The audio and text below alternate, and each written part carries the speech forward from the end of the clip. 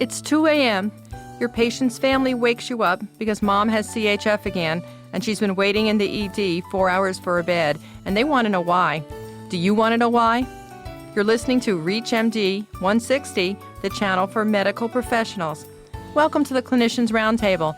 I'm Dr. Shira Johnson, your host, and with me today is Dr. Scott Rudkin. He's a vice chair, assistant dean, and associate clinical professor of emergency medicine at the University of California, Irvine School of Medicine. Dr. Rudkin has a study recently published in the American Journal of Emergency Medicine on the worsening of ED on-call coverage in California, and he's been an invited speaker at many medical conferences on emergency room overcrowding and the resultant economic and medical impact. Today we're discussing the ongoing and not yet resolved issue of emergency room overcrowding. Welcome, Dr. Rudkin. Thank you for having me here. So we've all heard more about emergency room overcrowding in the last 5 years than probably the entire 15 years in front of that. What's some of the reasons that it isn't getting any better, or is it? Well, I think what's happening is roughly over the past decade we've seen EDs close. We've had a 10% decrease, at least in California, 10% close from 1992 to 2000. We also saw an increase in patients of approximately 20% from about 90 million up to 110 million. So with that increase in patients, decrease in beds, as well as decrease in reimbursements as managed care has stepped in, it's become more and more difficult to get patients cared for. So what's some of the history behind this ED overcrowding? Wasn't there a time when hospital administrators thought it was only a problem for the emergency room, and now they realize it impacts everyone? Really, this issue comes into an input, throughput, output model. Really, it's supply and demand. If the system gets overwhelmed with the demand and the supply can't keep up, you have a crunch point. Through the input phase, you have a lot of patients who come in. Lots of patients realize that what can take 6 months to be done in an outpatient's office, we can do in 6 hours. So you've got the walking wounded, we call them, who come in with their insurance. You've got those without funding because EMTALA mandates that we must care for all patients. All these patients come in. The throughput phase, we own this part. The ED can control that part. We can get the patients cared for rapidly, but it's really the back door. If we can't place our patients, we have to board them in the ED. There are frequently nights where I have to board half my ED where I've got patients waiting to go upstairs. They've shown that actually patients who wait in the ED, they have worse outcomes. They have patient harm. You mentioned EMTALA. Remind our listeners, what is EMTALA? EMTALA is the Emergency Medicine Treatment and Active Labor Act. It was actually hidden away in the COBRA Bill of 1986. Really, this was a law that sounded good on paper. It was a law to try to combat patient dumping. Back in the early 80s, you'd hear stories of patients being driven around trying to find a local hospital that was open. There was actually a death case back in the Midwest where a patient who had been seen earlier was brought back and the hospital refused to see the patient. What EMTALA says is that if you receive Medicare funding, which is basically every single hospital, you must accept all patients regardless of their ability to pay. And once you screen them and take care of them, once you stabilize their emergent medical condition, you can then ask them for insurance and for their cash. But until that point, you must care for them regardless of their funding. Again, on paper it sounds great. The only problem was it's called the unfunded mandate. There's no money behind this to pay for it. So really the feds have shifted their responsibility for this onto the states and onto the local ED docs. Now, wasn't there some changes in the interpretation of EMTALA around 2003? Unfortunately, yes. We actually thought it was going to become stronger, but in their attempt to clarify, they actually weakened it. EMTALA is very simple, and it says that you must care for all patients who hit your door. The problem is, as emergency physicians, we're the experts of the first 2 hours of your care. If you're really sick, we can keep you alive for the first 2 hours. The problem is we need specialty care to help us. When I call to have someone, for instance, a hand surgeon, come in to help me, he or she may not want to come in. And we thought the EMTALA laws were going to become stronger to really force these folks to come in and help out, where really they've softened and said they don't have as much teeth in these laws now, so there's less impact for them to come in. So now you don't have to have a hand surgeon, a plastic surgeon, et cetera, on call. Is that correct, even if you have them in your hospital? Unfortunately, yes. Luckily, I work at a level 1 trauma center, academic center, so I've got everything possible. But I see local hospitals around me. We get transfers left and right. And EMTALA is very clear, too. There is no boundary. As long as you're hurt within the U.S. boundaries, you can be in Alaska. And if they call me down here in Orange County, California, I must accept the patient. It's kind of a screwy law. But they can delay in accepting the patient, correct? Yes. What can happen is they can delay, they can play games and stuff, and it's a broken system. So looking at it nationally then, would you say ED overcrowding, even over the last 5 years, it's getting worse? Oh, there's no question. With fewer and fewer patients having access to care, again, we think of this as being an uninsured problem, but really they've stayed constant. It's really more of an insured problem as patients are more and more upset with their ability to access care. They're coming to us in more and more droves. Like I said, we've seen a rapid increase in patients, and those are really the patients who are funded. Overcrowding is coming to a point where we talk about the safety net. We are truly our choke point. We are the last bastion of care for most folks. And we've talked about this. If we have anything that could make the system worse, for instance, a flu outbreak or something, the system would come to a halt. So the payer mix doesn't make it better. If you have more insured patients or privately insured patients, you still may back up? Well, actually, from our study in both 2000 and 2006, we looked at this question, and what we found was that if a patient got hurt in an area where the hospital has mostly unfunded patients and if they're mostly Black, Hispanic, it doesn't make a difference what kind of insurance you have. It's very unlikely for them to have coverage. So you could have the best insurance known to man, and yet if you get hurt in an area, God forbid that you're driving your car through an area where the hospital is poor, you may not get coverage. So tell us more about hospitals closing their emergency room in California. Is that something that's at risk for being a national trend?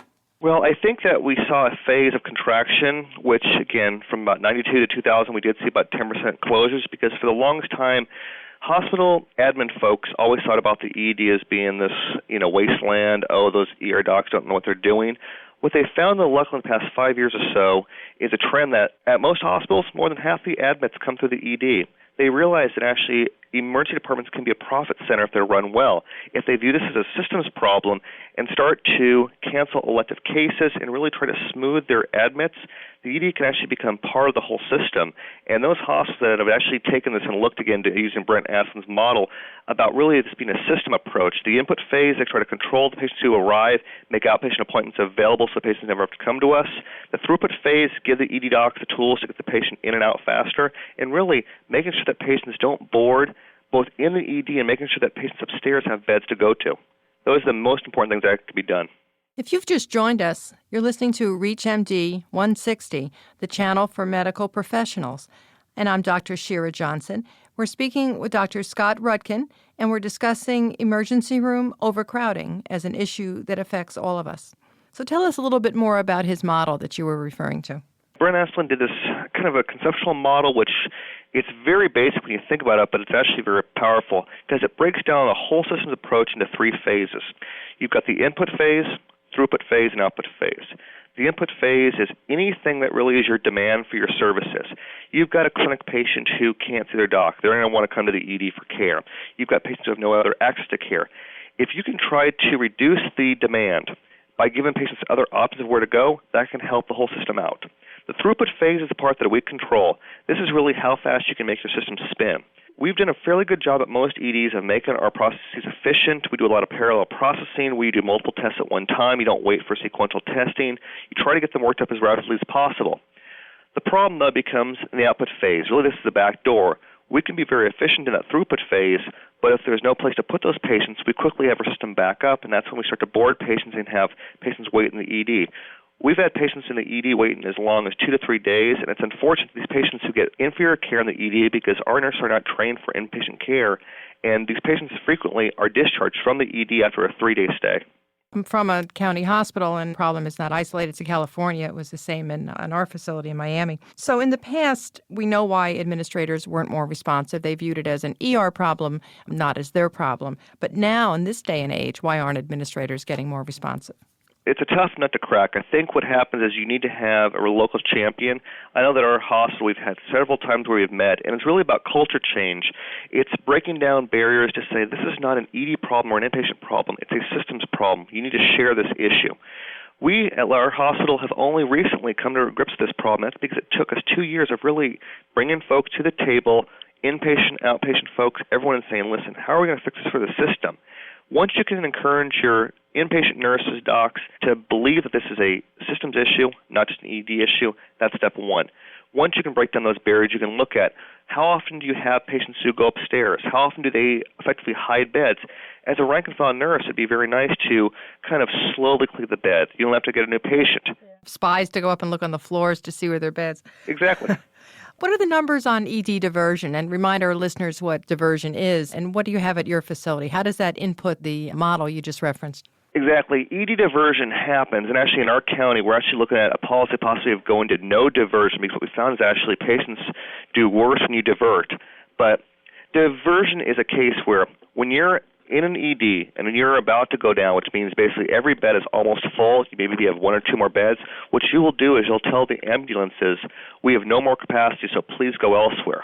Well, this may make patients go, 5-10 miles farther to a different hospital. And occasionally, it may not be their home hospital, which makes it very hard to care for these patients. So ED diversion can run from anywhere from 10%, some hospitals, up to 70%. Some hospitals have reported being down 70% of the time that they can't accept new patients because they're chronically constipated.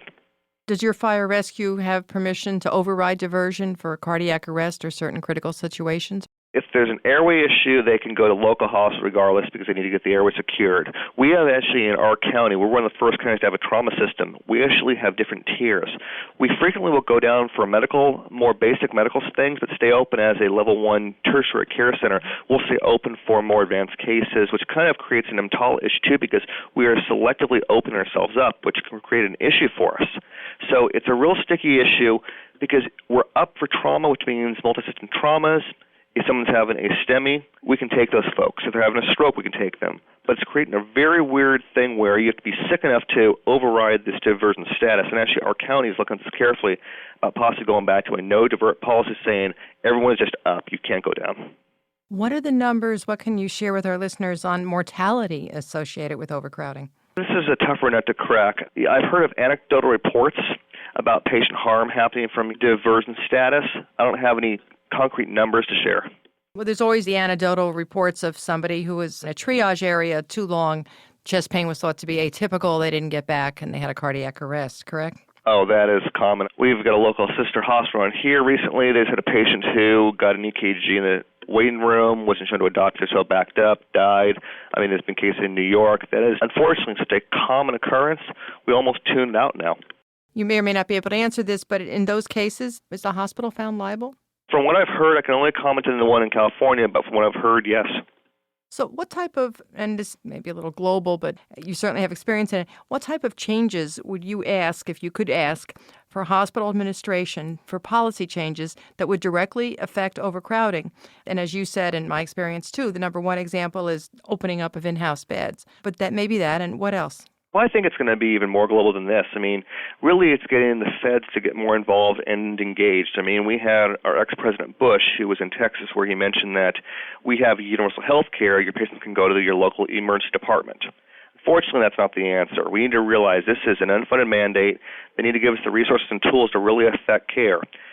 Until we can crack that big nut, I don't know what's going to really happen. But in terms of what can you do locally, I think the biggest things you can do at your own hospital is, one, engage all parties who are involved. Really, take the gloves off, talk, show that you're in this as a team.